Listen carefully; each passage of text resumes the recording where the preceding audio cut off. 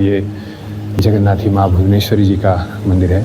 10 महाविद्याओं में से चौथी महाविद्या और भुवनों की स्वामिनी भी ने कहा जाता है। भगवान विष्णु जी की बहन। 1 2 3 4 5 6 7 8 9 10। तो बहुत ही सुंदर जो इसकी शैली है, कला शैली है जिसमें कि ये मंदिर बनाया गया है। जल्दी आओ, आप सब पीछे कहाँ रह गए। बस कुछ ही दूरी पर माता रानी का स्थान है। चलिए जल्दी आइए। इस समय देख सकते हैं काफ़ी वैसे संकरा है ये पॉइंट, और वो सामने की ओर अंतिम छोर है।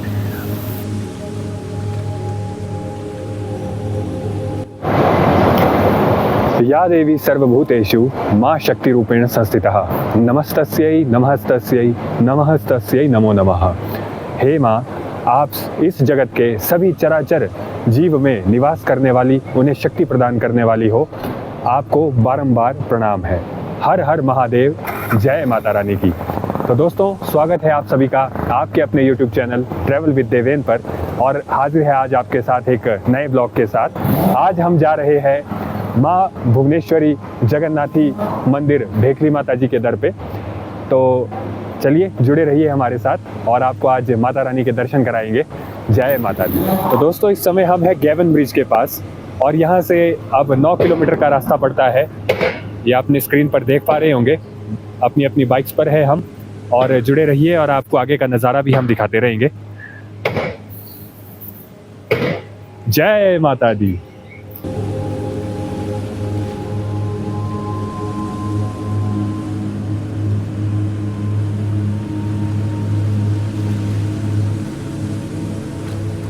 तो दोस्तों, पहुंच गए हम भेखली गांव में, और ये पार्किंग है। बाइक हमने अपनी पार्क कर दी है, और अब यहाँ पर सामने आप देख रहे होंगे मंदिर की सीढ़ियाँ हैं। बस 50 मीटर किसी दायरे के बाद आपको मंदिर के दर्शन हो जाएंगे। तो चलिए चलते हैं।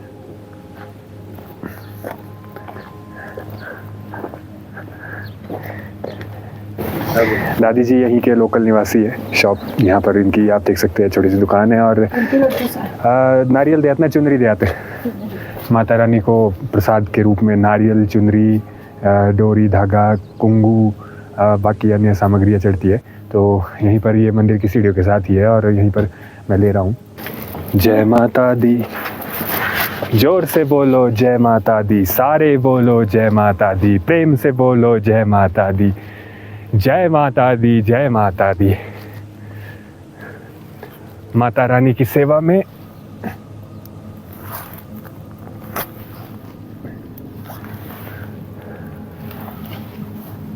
तूने लेने फूल लेगा?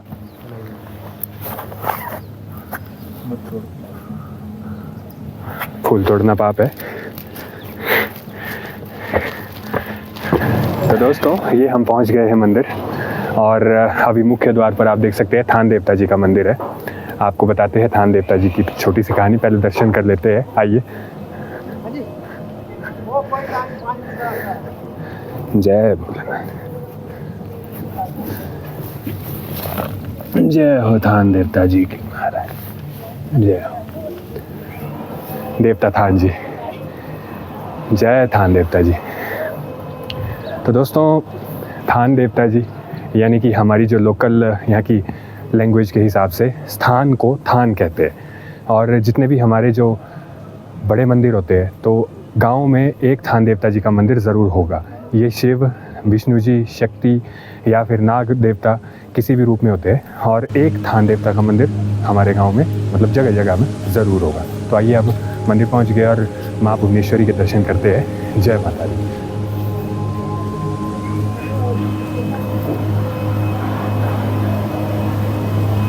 जय माता दी।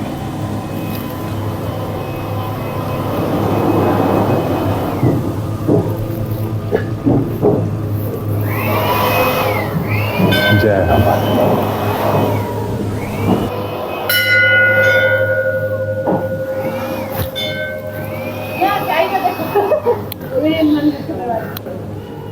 जय माता रानी की। वैसे हम काफ़ी लकी है, आज माता रानी का कपाट खुला है। तो चलिए आपको भी दर्शन करवाते हैं।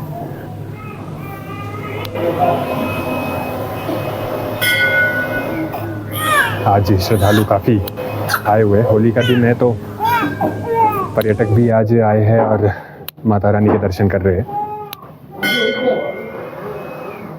तो माता रानी के दर्शन करते हैं। जय माता दी, जय माता रानी, जय माता रानी, जय हमारा, जय हमारा भगवती आदिशक्ति माँ जगदम्बा नाम। जय माता रानी। ओम या देवी सर्वभूतेषु मां शक्ति रूपेण संस्थिता नमस्तस्यै नमस्तस्यै नमस्तस्यै नमो नमः आदिशक्ति। जय माता,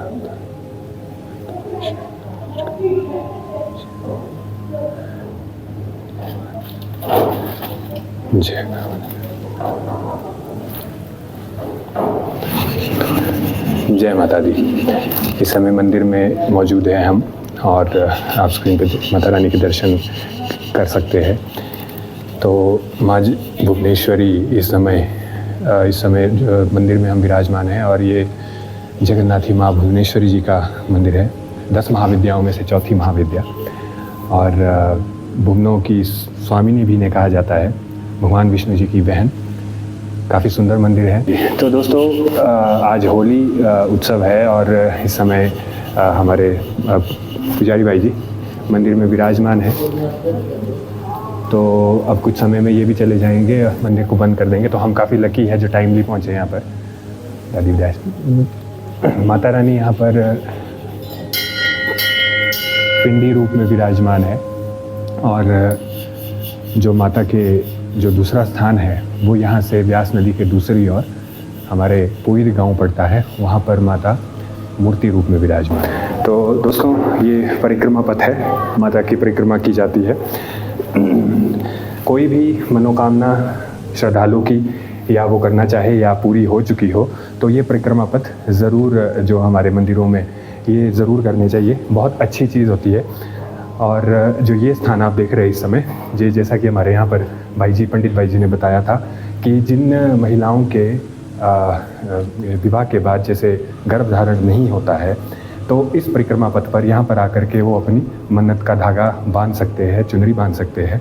और कहते हैं कि यहाँ पर माता मनोकामना उनकी ज़रूर पूरी करती है। और कई ऐसे जो उदाहरण भी है कि जो जिनके बच्चे नहीं हो रहे थे तो वह यहाँ पर आकर के उन्होंने माता के पास मन्नत की, माता के चरणों में जो उन्होंने धागा बांधा, ये चुनरी आप देख सकते हैं ये बांधी हुई है और उनकी मनोकामनाएं भी पूरी हुई। उन्हें जो माता ने आशीर्वाद रूप में जो उन्हें बच्चे भी प्रदान किए।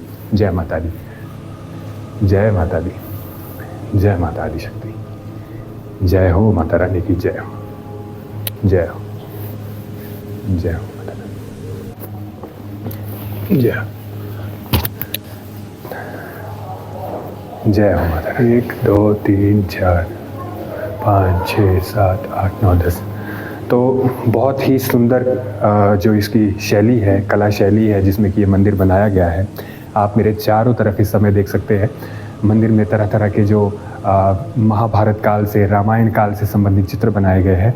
ये माता रानी का जो गर्भगृह है और इसी के साथ आप जो यहाँ टॉप पर इस समय देख रहे हैं तो ये दुर्गा जी की आरती आप ऊपर देख सकते हैं। और साथ ही ये 10 महाविद्याओं के जो इनकी जो चित्र यहाँ पर बहुत ही खूबसूरत तरीके से अंकित किए गए हैं।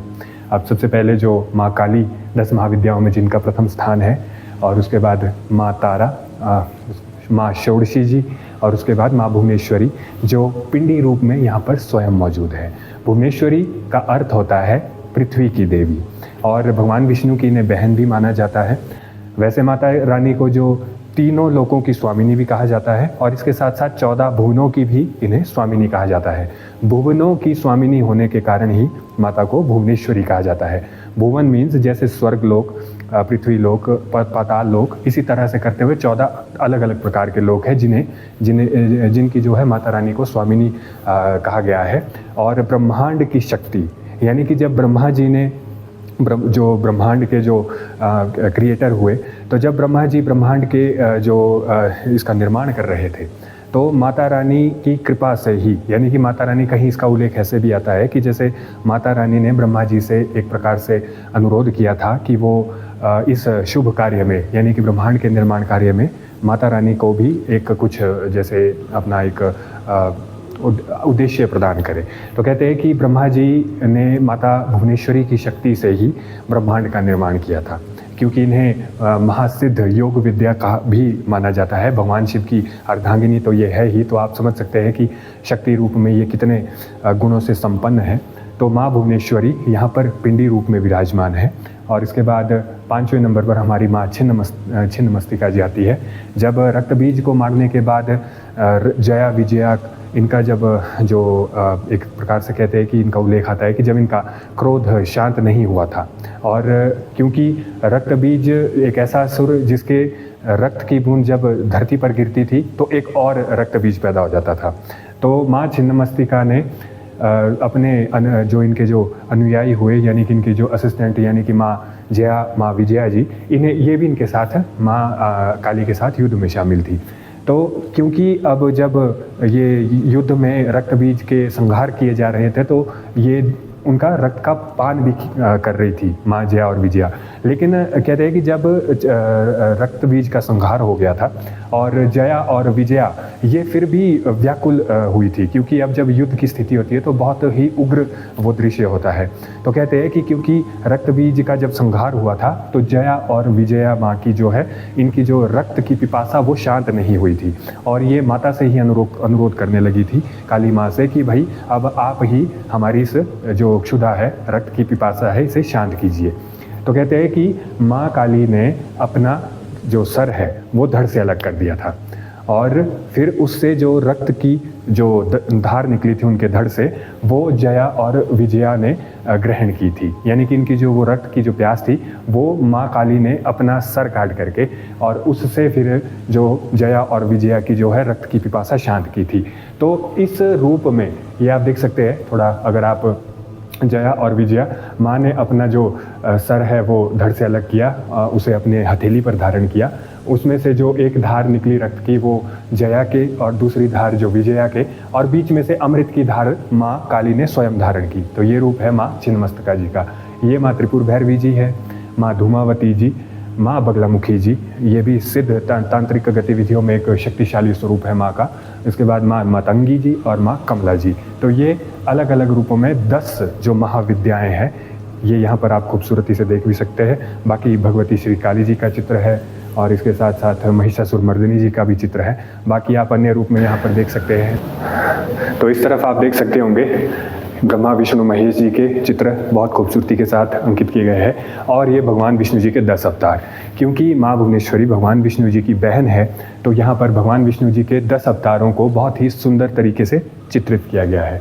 मत्स्य अवतार सबसे पहला अवतार हुआ, उसके बाद कच्छप अवतार, वराह अवतार, नृसिंह अवतार, जिसमें भक्त प्रहलाद की रक्षा के लिए भगवान विष्णु स्वयं नृसिंह रूप लेकर के आए थे, और उसके बाद वामन अवतार राजा बलि के समय में, और उसके बाद परशुराम जी, और उसके बाद श्री राम जी, जय श्री राम, बलराम जी ये भी, और उसके बाद बौद्ध, और सबसे अंत में कलयुग का कल्कि अवतार। ये जो हमारे दशावतार रूप में भगवान विष्णु के चित्र आप यहाँ पर श्री कृष्ण जी की लीला।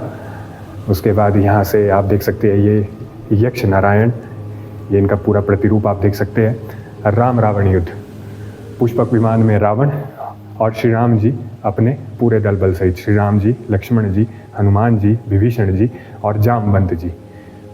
और ये आप देख सकते हैं लंका विजय के बाद जब श्री राम जी वापस अयोध्या अपने सीता मैया के साथ अपने जो अयोध्या वापस आए थे। बहुत ही खूबसूरत और कितनी सुंदर तरीके से एक एक कोने में आप सारा जो हमारे जितने भी हमारे रामायण के जो हिस्से रहे हैं वो पूरी खूबसूरती के साथ यहाँ आकर के उकेरे गए।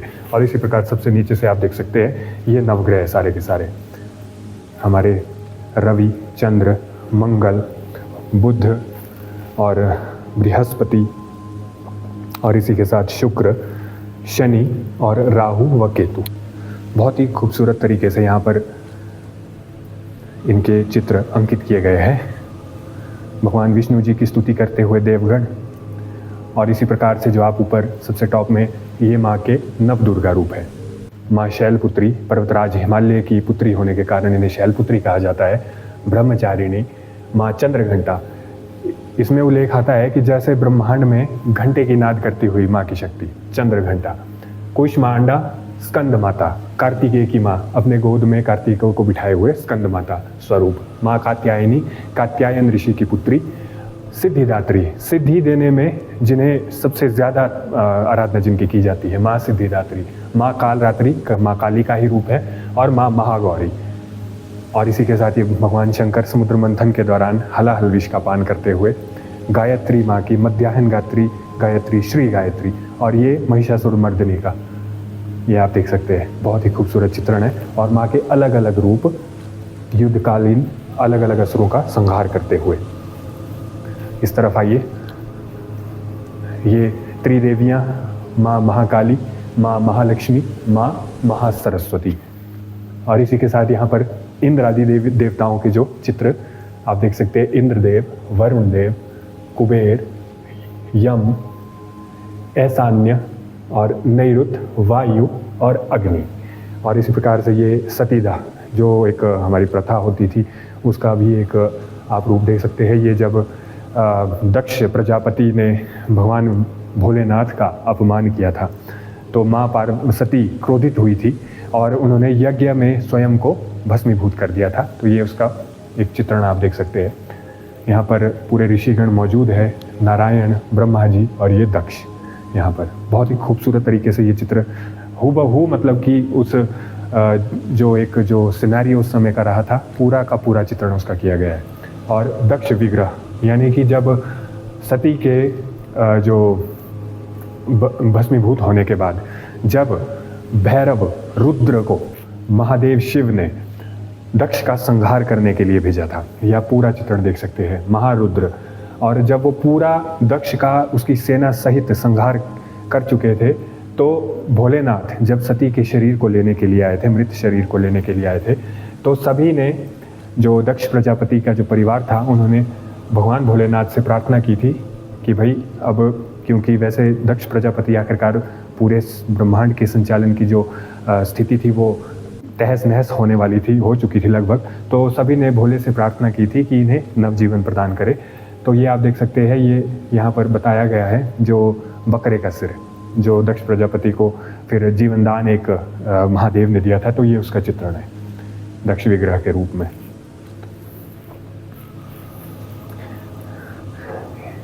पार्वती, माँ पार्वती के साथ विवाह करते हुए जाते हुए भोलेनाथ जी अपने देवी देवताओं, यक्ष, असुर, किन्नर, अन्य गण आदि के साथ, ये पूरा का पूरा चित्रण आप देख सकते हैं।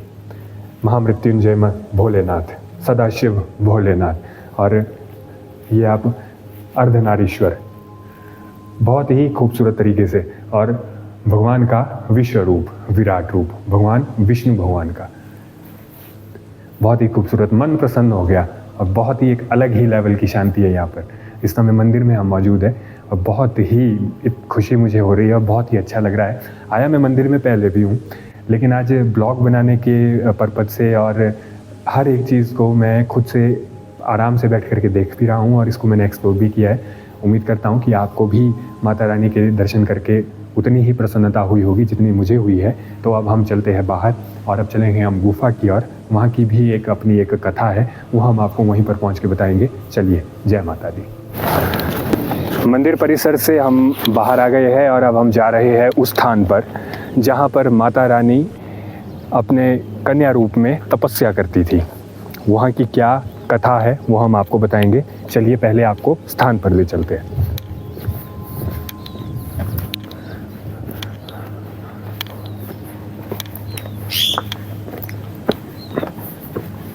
जय माता रानी की। अब पुराना रास्ता, कच्चा रास्ता है वैसे, अब यहाँ से सीढ़ियों का निर्माण कार्य भी शुरू कर दिया है।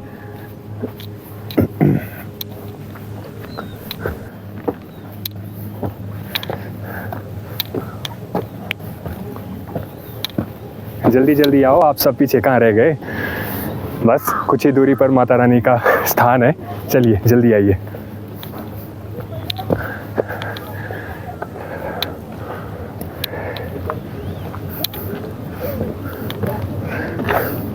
जय माता दी।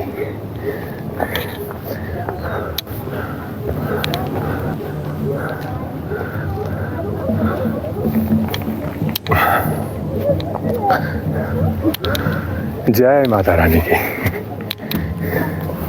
जय हो माता रानी।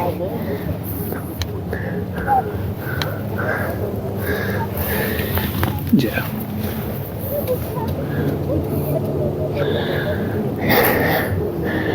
ये है वो स्थान जहाँ पर माता रानी कन्या रूप में तपस्या किया करती थी। और यहाँ पर जो कथा का उल्लेख आता है तो यहाँ इन्हें 2 बहनें बताया गया है। ये कन्या रूप में इस स्थान पर तपस्या करती थी और जिनमें से कि एक माँ भुवनेश्वरी जगन्नाथी के रूप में यहाँ भेखली मंदिर में इस समय विराजमान है, और जो दूसरी इनकी जो बहन यानी कि इन्हीं का जो रूप है वो यहाँ से पुईद गाँव, वो सामने हम देख सकते हैं पुईद गाँव, वहाँ पर माता का दूसरा रूप मूर्ति रूप में स्थापित है। इन्हें दोनों को बहनें माना जाता है। यहाँ की क्या कथा है, चलिए आइए आपको सुनाते हैं। तो दोस्तों, इस समय गुफा के पास मैं मौजूद हूँ और अब मैं आपको यहाँ जो माता रानी से संबंधित कथा है उसके बारे में थोड़ी सी जानकारी देता हूँ। इस स्थान पर 2 योगिनी कन्याएं बड़े लंबे समय से तपस्या करती और यहीं इसी गांव में एक भेड़ पालक रहे, तो जो बांसुरी बहुत अच्छा बजाते थे। तो कहते हैं कि इसी स्थान पर वो एक बार अपने जो भेड़ पालक जो भाई थे वो भेड़ों को लेकर के, अपने पशुओं को लेकर के घास चराने के लिए इसी स्थान पर थे और बड़े मधुर धुन में वो बांसुरी बजा रहे थे। तो कहते हैं कि जब वो बांसुरी बजा रहे थे तो इसी जो परिसर में जो दोनों कन्याएं अपनी तपस्या कर रही थी तो वो उसकी बांसुरी की धुन से मोहित होकर के नृत्य करने लगी। तो कहते हैं कि जैसे अब आखिरकार वो सिद्ध योगिनी कन्याएं, तो उनका जो नृत्य था वो भी बड़ा ज़बरदस्त था। वो जैसे आप और हम आम आजकल के जो नृत्य हम ज़मीन पर दोनों पाँव के साथ जैसे स्थिर होकर के नृत्य करते हैं, तो उनका नृत्य वैसा नहीं था, क्योंकि वो एक प्रकार से मंत्रमुग्ध होकर के अपनी दैव शक्ति से ज़मीन से कुछ फीट ऊपर हवा में ही नृत्य कर रही थी। तो कहते हैं कि जब जो भेड़ पालक था, जब उसका ध्यान उन पर गया था तो वो अचंभित हुआ और आखिर उसे कुछ एहसास हुआ कि ये जो योगिनी जो कन्याएं जो भी है, ये कोई साधारण कन्याएं नहीं है, आखिरकार ये कोई दैव शक्ति ही है। तो हुआ क्या था कि जैसे उसने चुपचाप से उन 2 में से एक कन्या को पाँव से पकड़ लिया था, क्योंकि वो थोड़ी सी ज़मीन से थोड़ा सा ऊपर हवा में जैसे तैरते हुए नृत्य कर रही थी। तो जो वो भेड़ पालक थे उन्होंने क्या किया था कि उन्होंने जैसे उन्हें पाँव से इस तरह से कवर कर लिया था। तो अब जैसे अचानक से ही अब देवियों को एहसास हुआ था कि उनकी जो असलियत है वो सामने आ चुकी है। तो उनमें से जो एक माता थी वो घबरा करके उन्होंने यहाँ से इस स्थान को त्याग दिया और यहाँ से उन्होंने छलांग लगा दी थी व्यास नदी के दूसरी ओर। जो वीडियो में मैंने आपको पहले भी बताया था कि इनकी माता रानी का जो दूसरा रूप है, जिन्हें इनकी बहन भी माना जाता है, जो पुईद गांव में स्थित है, तो वही जो दूसरी जो कन्या थी जिन्होंने यहाँ से छलांग लगा दी थी, वो हड़बड़ाहट में कि भाई अब जैसे अब हमारी तो असलियत सामने आ गई, क्योंकि ये गुप्त रूप से अपनी जो तपस्या साधना में लीन थे। तो उस समय जब वो एक माता को पकड़ लिया था, तो जो दूसरी जो उनकी बहन हुई उन्होंने यहाँ से छलांग लगा दी सामने पुईद गांव में। इसका ऐसा भी उल्लेख आता है कि उन्होंने पहले यहाँ से एक छलांग यहीं नीचे एक गांव पड़ता है, पहला चरण उनका वहाँ पड़ा था, और उसके बाद सामने घराकड़ नदी के परली साइड घराकड़ गांव आता है, वहाँ उनका दूसरा चरण पड़ा था और वहाँ से उन्होंने छलांग लगाई थी। फिर यानी कि 2-3 स्टेप में छलांग लगाते हुए वो अंतिम जो उनका जो लैंडिंग हुई थी वो हुई थी पुईद गांव में, जहाँ पर वर्तमान में इनका मंदिर है। लेकिन छलांग लगाने के बाद जो माता पुईद में स्थापित हुई वो जगन्नाथी पुईद माता कहलाती है, और यहाँ जगन्नाथी भुवनेश्वरी भेखली माता जी का स्थान है, और ये दोनों आपस में बहनें हैं। मंदिर का आपने दर्शन किया, यहाँ पर भेखली में माता रानी पिंडी स्वरूप में मौजूद है, यानी कि माँ यहाँ पर जो इनका जो मुख है, मुख रूप में है, और जो सामने पुईद की और नदी के दूसरी व्यास नदी के दूसरी ओर यहाँ पर माता के चरण है। तो यहाँ पर माता का मूर्ति स्वरूप मौजूद है। और इसका एक कुछ टॉपिक इस तरह से भी जोड़ते हैं कि जो माता यहाँ पर जैसे लेटी हुई अवस्था में है कि मस्तक इनका भेखली में है और यह इस घाटी से होते हुए शरीर, ब्यास नदी के नीचे से होते हुए शरीर और चरण जो है इनके वो पुईद गाँव में निकले हुए हैं। तो ये एक छोटा सा जो कथा है यहाँ पर माता के प्रादुर्भाव की, वो किस तरह से यहाँ पर आए। और जो भेखली माता जी को यहाँ पर स्थापित होने की वजह ये रही थी कि जब भेड़ पालक ने माता रानी को चरणों से पकड़ा था तो माता रानी ने भेड़ पालक से अपने आप को छुड़ाने के लिए, मुक्त करने के लिए निवेदन किया था। लेकिन जो भेड़ पालक था वो जान गया था कि ये अवश्य कोई दैव शक्ति है और अगर ये इस क्षेत्र में रहेगी तो इस क्षेत्र की रक्षा भी होगी और सुख समृद्धि भी बनी रहेगी। तो जो भेड़ पालक है उसने माता से अनुरोध किया था कि मैं सिर्फ आपको एक ही शर्त पर छोड़ूंगा, यदि आप हमारे साथ ही यहाँ पर वास करेंगी। तो माता रानी ने उसका अनुरोध भेड़ पालक का स्वीकार किया था और तभी से माता यहाँ पर पिंडी रूप में स्थापित हुई और भेखली माता माँ भुवनेश्वरी जगन्नाथी जी के रूप में आज हम सबको अपना दर्शन दे रही है। तो बाकी ये तो रही कथा और अब मैं आपको गुफा का जो आप ये नज़ारा देख सकते हैं, इसकी भी छोटी सी एक किंवदंती ही हम कह सकते हैं कि जो इसका जो ये आप मुख्य द्वार से लेकर के अंदर की ओर है छोटा स्थान है, तो इसी में माता रानी जो तपस्या किया करती थी। तो कहते हैं कि उनके मंदिर में स्थापित हो जाने के बाद से ये जो गुफा है ये हर साल लगभग चावल के दाने के बराबर जो है सिकुड़ती जा रही है और ये इसका वर्तमान स्वरूप है। अब मैं आपको अंदर तक जो जाकर के दिखाऊंगा। इसमें ये भी मान्यता है कि इसका लगभग ये यहाँ से 15 से 20 फीट तक की इसकी जो अंदर की ओर गहराई है और इसकी एक बड़ी खूबसूरत सी मान्यता ये भी है कि अगर इसका आपने अंतिम छोर छू लिया तो आपकी सभी मनोकामनाएं जो भी आपने अपने मन में सोची हो वो पूरी हो सकती है। तो चलिए मैं आपको अंदर का नज़ारा भी दिखा देता हूँ माता रानी की। जय हो माता रानी की, जय माता रानी की। तो ये आप इस समय देख सकते हैं काफ़ी वैसे संकरा है ये पॉइंट और वो सामने की ओर अंतिम छोर है। ये देखिए, जय माता रानी की। ये देखिए,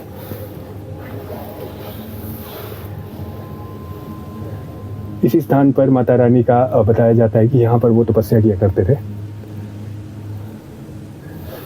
काफ़ी आगे आगे को जाते हुए ये जो पॉइंट है ये काफ़ी संकरा हो जाता है। मैं आपको थोड़ा पीछे से दिखाता हूँ। जय हो माता रानी की। चलिए आगे चलने की कोशिश करता हूँ।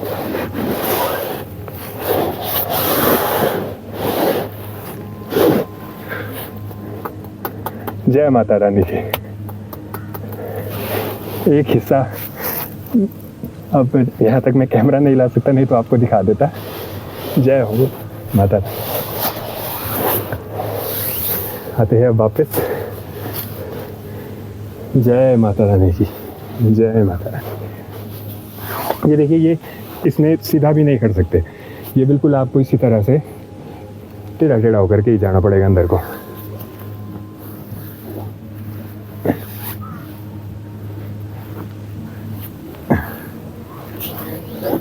जय माता रानी। नीचे आप खूबसूरत कुल्लू शहर देख रहे हैं इस समय और वो जो नीचे है वो क्रिकेट ग्राउंड दिख रहा है और इसके साथ ही यहाँ पर कुल्लू दशहरा मनाया जाता है यहाँ पर। और क्योंकि माँ जगन्नाथी भुवनेश्वरी जी राज परिवार की कुल देवियाँ हैं, तो माँ भुवनेश्वरी जगन्नाथी की आज्ञा के बिना कुल्लू दशहरा की जो प्रथम दिन में जो रथ यात्रा की जाती है वो पूरी नहीं होती, मतलब उसे शुरुआत ही नहीं की जा सकती। माता रानी यहाँ से अपने पूरे लाव लश्कर के साथ पालकी में सवार होकर के, ये जो सामने आप गांव देख रहे हैं इससे कुछ नीचे ही एक जगह पड़ती है, वहाँ तक माता के जो पालकी को ले जाया जाता है और वहाँ से बड़े बड़े झंडों के द्वारा जैसे एक सांकेतिक रूप में रथ यात्रा को शुरू करने की जो आदेश माता रानी के द्वारा दिए जाते हैं। और सेम वे में जो सामने पुईद से भी माता रानी रथ में विराजमान होकर के मंदिर के प्रांगण में आते हैं और वो भी वहाँ से झंडों के द्वारा आदेश करते हैं और उसके बाद यहाँ से जो है रथ यात्रा शुरू की जाती है।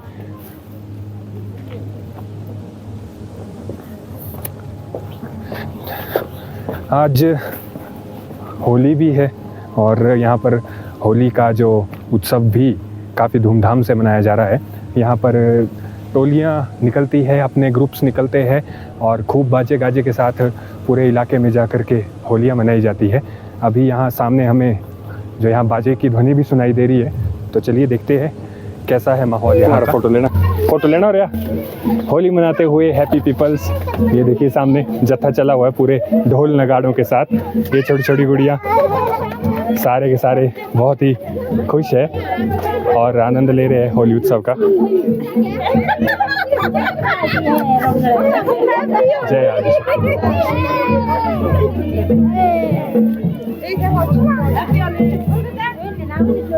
ये घर घर जा कर के होली मना रहे हैं। अभी ढोल नगाड़ों के साथ घर घर जाते हैं और सभी को परिवारजनों को होली लगाते हैं और एक दूसरे के साथ मिलकर के होली के गीत गाते हुए पूरे गांव में घूमते हैं और शाम को मंदिर के पास आकर के फिर माता के प्रांगण में होली खेली जाएगी और फाग जलाई जाएगी।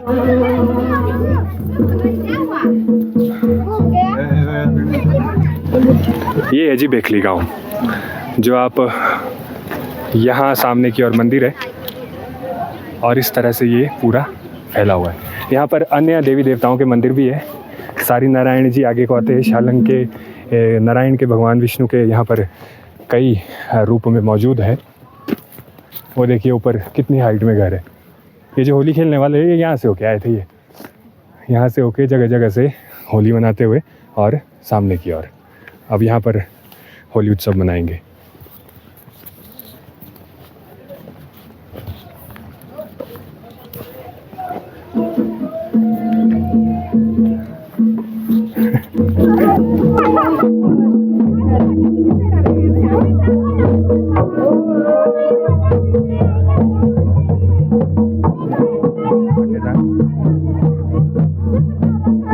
चल बड़ा जी जत्था।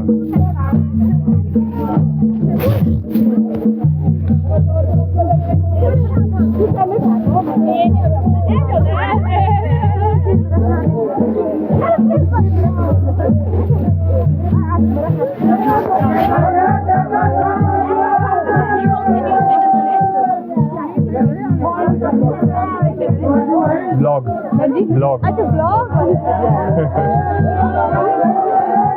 आगे चला के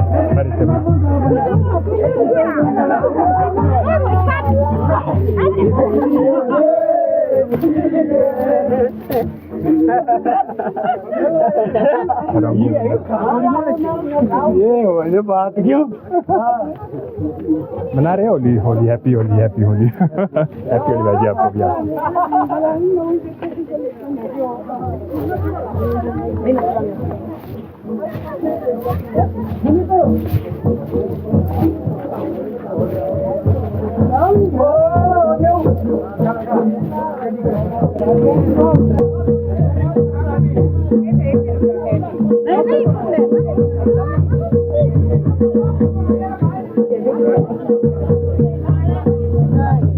घर जा रहे हैं और घर का सदस्य आएगा और इन सबको होली लगाएगा और वो भी फिर इनके साथ शामिल होगा आगे की जो होली टोले में।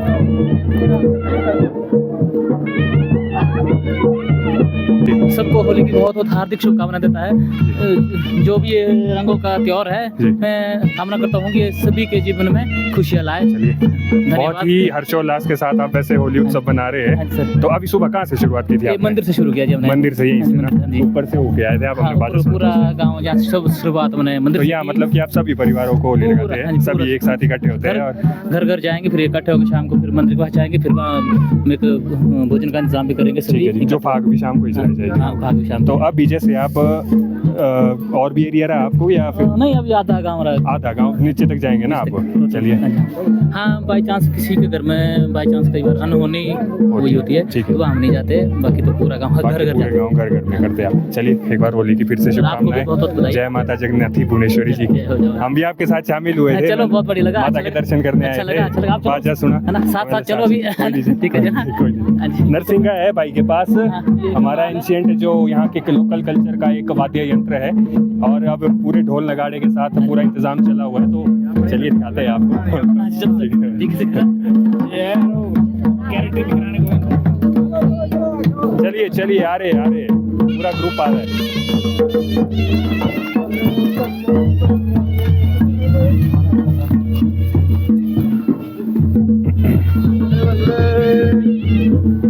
आप भाई पॉडकास्ट कर देना आप। हैप्पी होली जी, हैप्पी होली। भाई साहब बढ़िया बढ़िया, तू समझ राजू बाजी।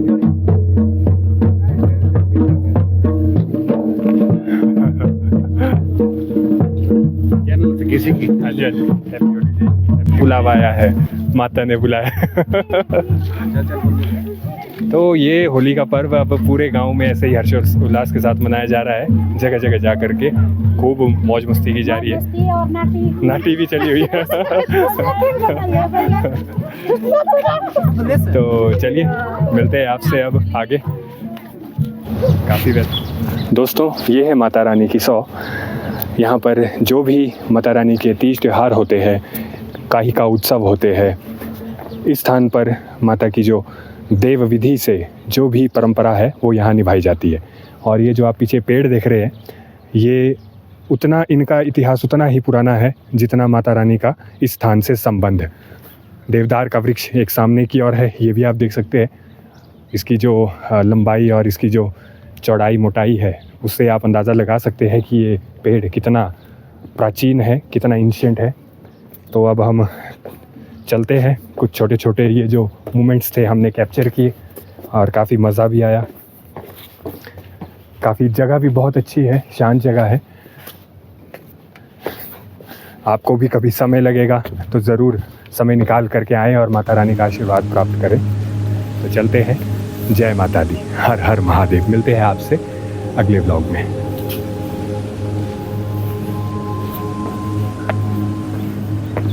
खूबसूरत जानी नारा था इंदा